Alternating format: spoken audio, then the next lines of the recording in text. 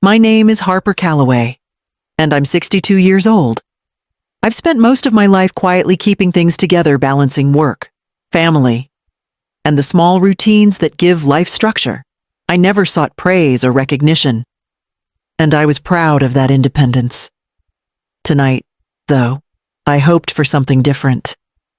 Tonight, I was stepping into my son's annual family party at Lumen, the upscale restaurant near downtown Minneapolis, with a cautious sense of optimism. The restaurant glimmered with polished wood floors and soft, golden lighting. Guests laughed over cocktails and plates of carefully prepared food. I adjusted my jacket, smoothing the wrinkles, and took a slow breath. Maybe this year would feel warmer. Maybe I could join the circle without tension, just as I had hoped in years past. But the moment I reached the main room, all illusions shattered. "We didn't invite you for a reason." My son, Brendan, snapped, his voice sharp enough to cut through the chatter. My chest tightened, and for a heartbeat, I couldn't move. I wasn't sure whether to take a step back or stand my ground. Before I could respond, his wife added, her tone low and clipped, "Don't let anyone know you're my mom." I froze entirely, stunned by the directness of their words. Guests glanced in our direction, some shifting uncomfortably, but no one intervened. My hand rested on the strap of my purse, gripping it tightly, as if holding on to something solid could anchor me in the swirl of embarrassment and disbelief. Brendan strode past, already engrossed in conversation with his colleagues, laughing as though nothing had happened. The warmth I had hoped to feel evaporated. Every polite thought, every careful hope that I might reconnect with my family, dissolved in a single instant.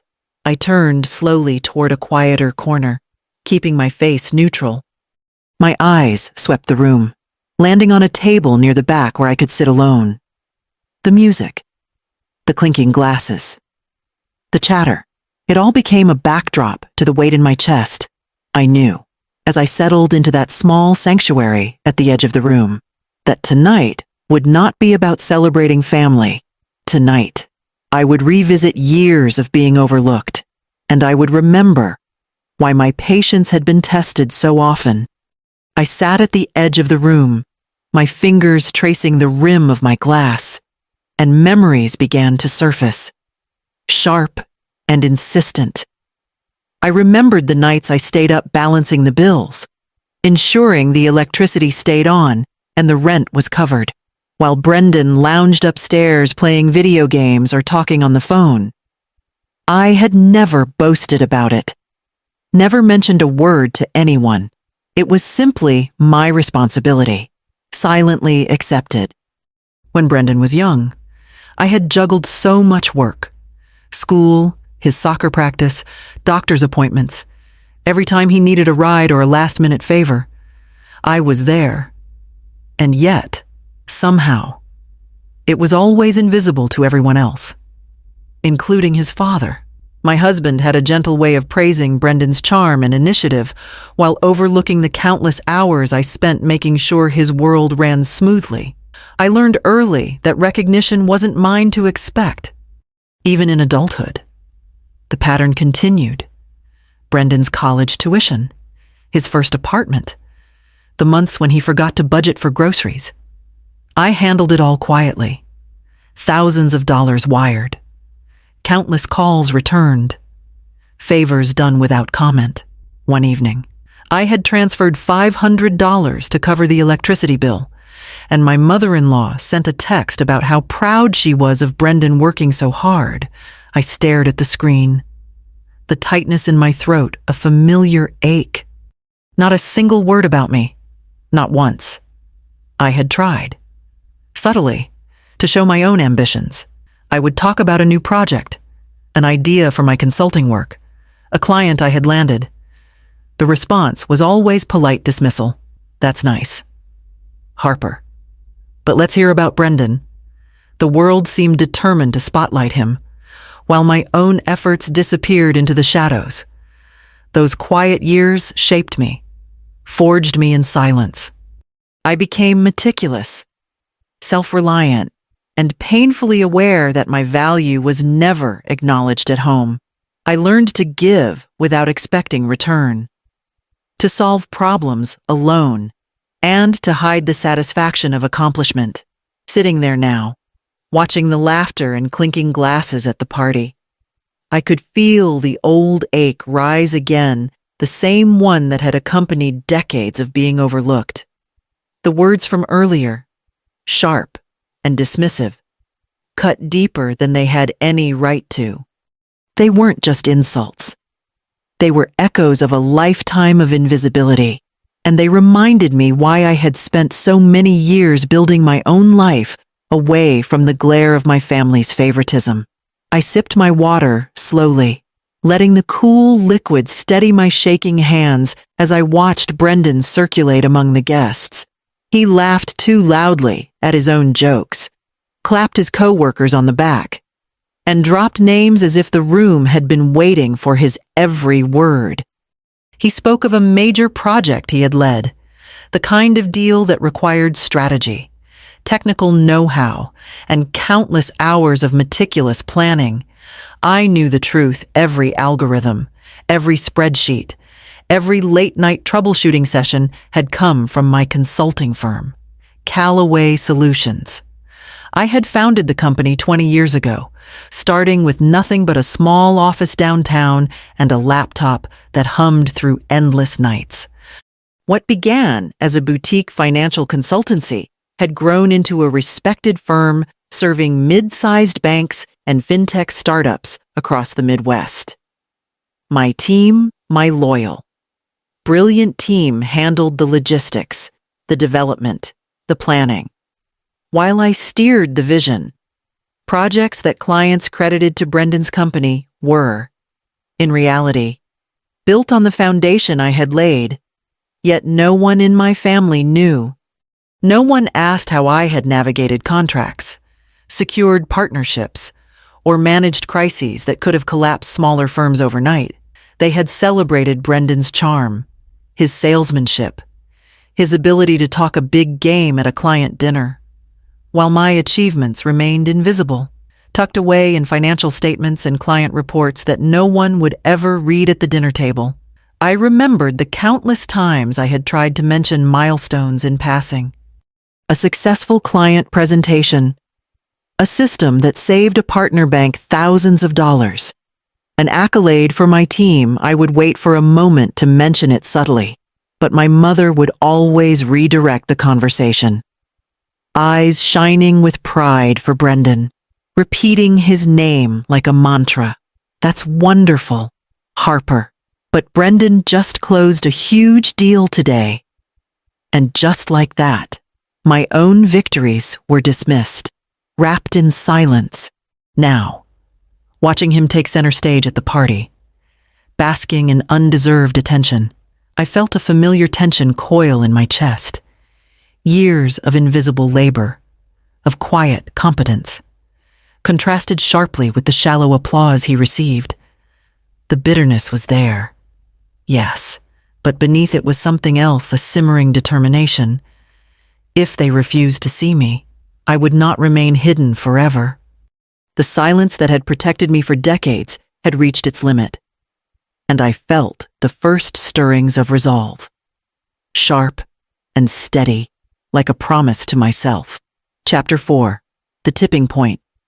I had been sitting quietly at the back of the room, letting the chatter wash over me, when the moment arrived without warning. Brendan had just finished recounting the story of the groundbreaking project he supposedly led, his laughter ringing across the restaurant as his colleagues nodded along. I could feel the familiar ache of invisibility, that low hum of frustration I had carried for decades. Then his boss, Richard Ellis, cleared his throat at the front of the room. The sound drew every eye, including mine, and an expectant hush fell over the space. "Harper," he began, his voice steady and commanding. "I want to take a moment to recognize someone whose work was crucial to this project's success." My stomach clenched. a flicker of anxiety and pride mingling. Every instinct screamed at me to shrink back, to stay invisible. He gestured toward me. Harper Calloway, founder of Calloway Solutions. Your consulting team's strategy and execution saved our timelines and prevented a costly failure. Without your algorithms and oversight, this project would have collapsed weeks ago. The applause was immediate, echoing off the polished walls. I felt a heat rise to my cheeks, but I kept my posture composed, my expression neutral. All at once, the room felt both impossibly large and painfully intimate.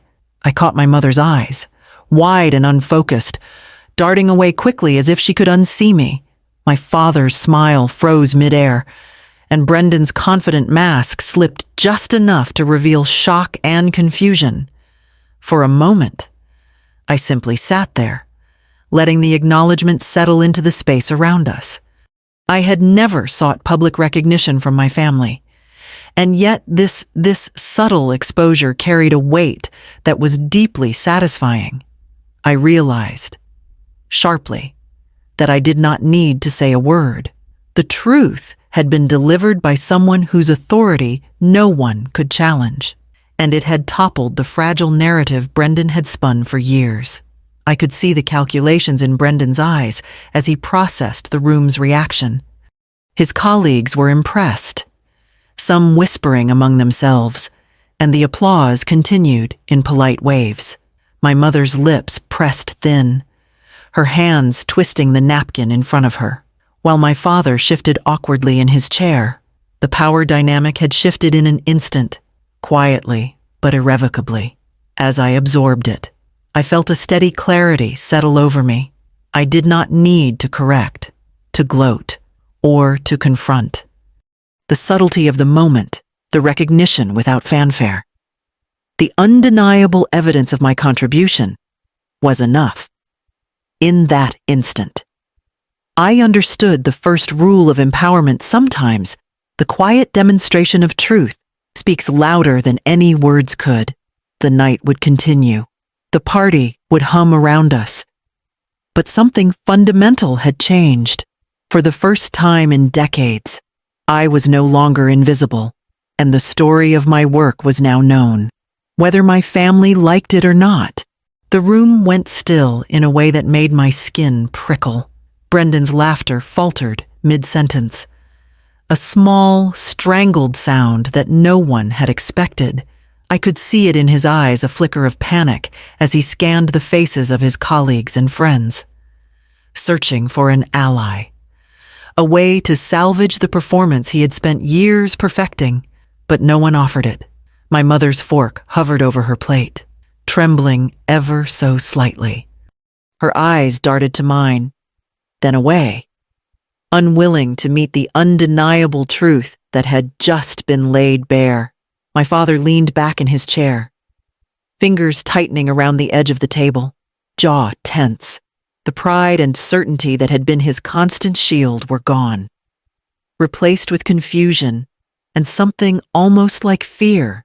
The carefully constructed hierarchy of our family had cracked, and they were suddenly unmoored.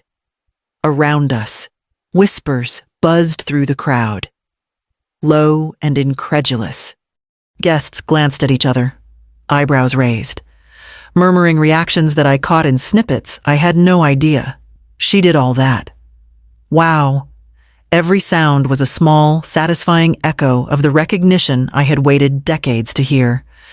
And yet, I stayed still, composed, a quiet presence amid the subtle chaos. I did not need to add a single word. The moment itself carried all the weight necessary.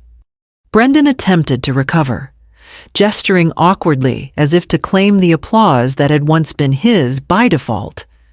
Well, we couldn't have done it without, His voice trailed off, caught in the space between truth and pretense. My mother shot him a sharp look, a silent reprimand, and he flinched.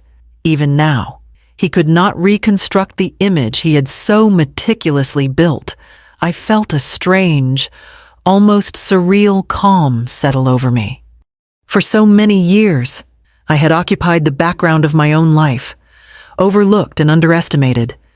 The quiet work, the long hours, the sleepless nights all had been invisible, yet here, in a single moment, the power dynamic had shifted entirely. I was no longer the one fading into the edges of the room, ignored and dismissed. I was seen, fully, unequivocally. The recognition brought with it a surge of clarity. I could feel the subtle tension radiating from my family, the tiny fractures in their composure, and I knew that the narrative they had depended upon the story of Brendan as the singularly capable one was no longer intact. It would take years for them to reconcile this new reality, if ever. But I did not wait for reconciliation. I did not offer explanations or corrections. I simply allowed the truth to stand on its own, letting their frozen expressions and whispered reactions speak volumes. As the applause waned, replaced by murmurs of astonishment, I realized something fundamental. I had always existed in this room, but only now had anyone truly noticed. And for the first time in decades, I felt the quiet, unshakable power of being fully acknowledged, not through charm or showmanship, but through the undeniable weight of my own achievements. I remained seated as the applause settled into murmurs, letting the weight of the moment sink in. Brendan shifted in his chair, clearly struggling to find footing after the unexpected acknowledgement. My mother's eyes flicked toward me once more, searching for some sign of remorse or apology. But I offered nothing beyond calm composure. There was no need. The truth had spoken, and it needed no embellishment. Inside, a quiet power stirred, one that had been waiting for decades to assert itself. I realized that confrontation, arguments, or defensive explanations were unnecessary. The recognition of my work by someone my family respected had already shifted the balance. I could allow it to exist without interference. And in that restraint lay a form of justice far more satisfying than any verbal rebuke. I began to think ahead, tracing the subtle outlines of control I had allowed my family to hold over me for years. The financial support, the unpaid bills, the endless favors that had gone unnoticed. These were no longer obligations. For the first time, I understood that my silence could be a statement.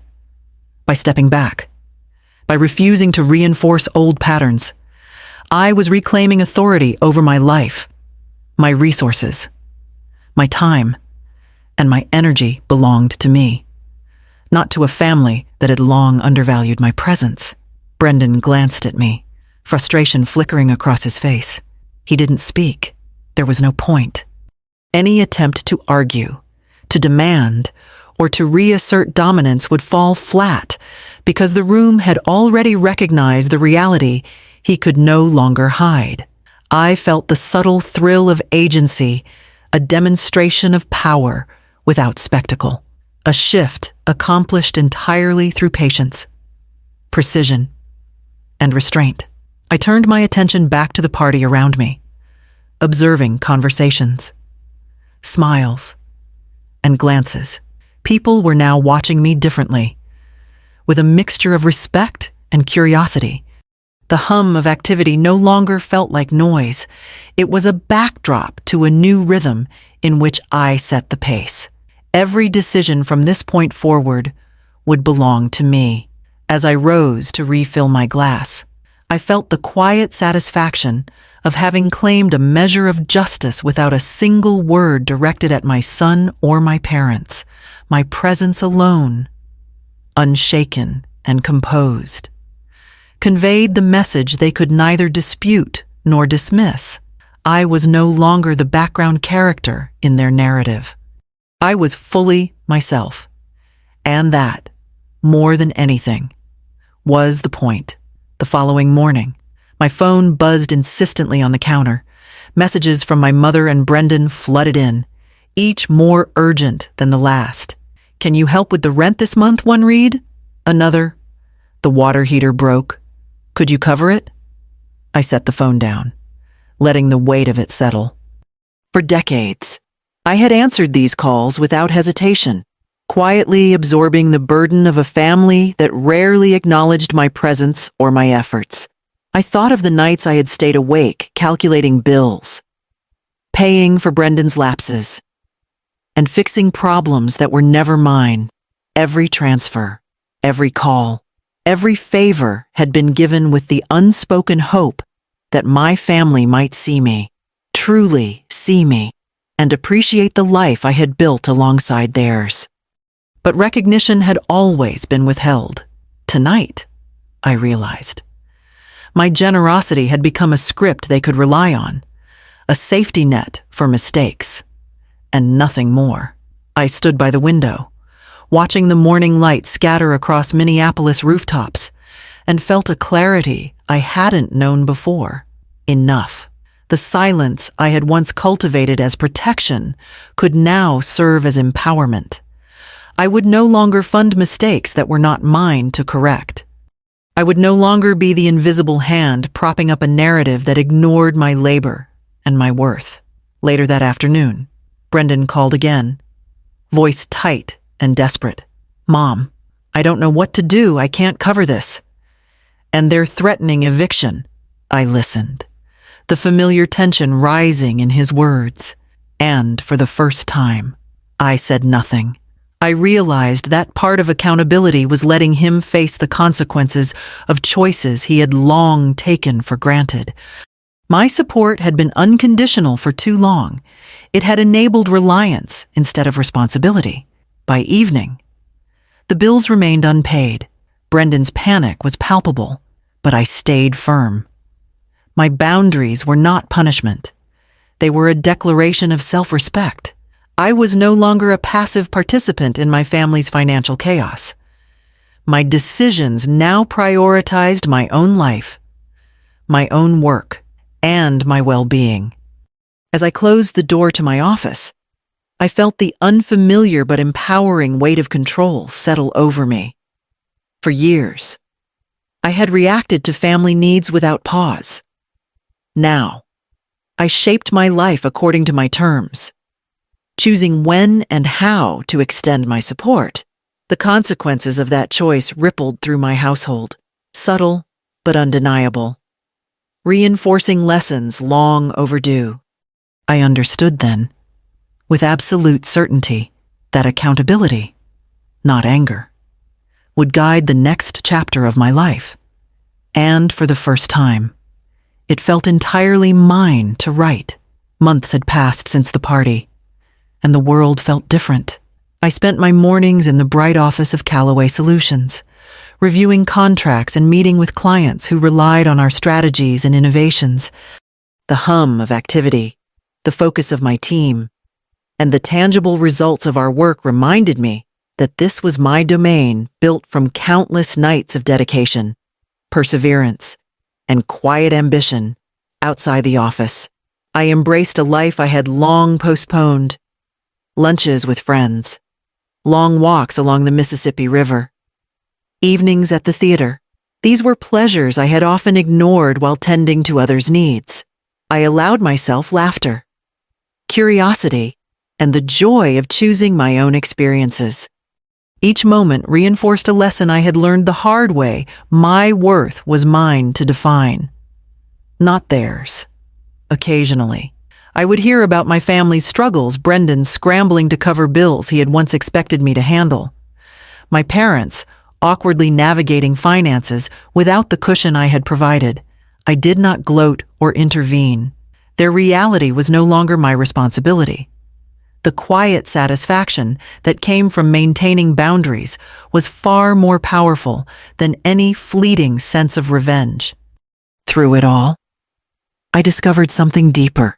Independence is not merely the absence of interference, it is the presence of agency. By stepping back from obligations that were never truly mine, I cultivated the space to flourish, to innovate, and to live fully. My family's dismissal no longer diminished me. It clarified the value of self-reliance, respect, and intentional choice.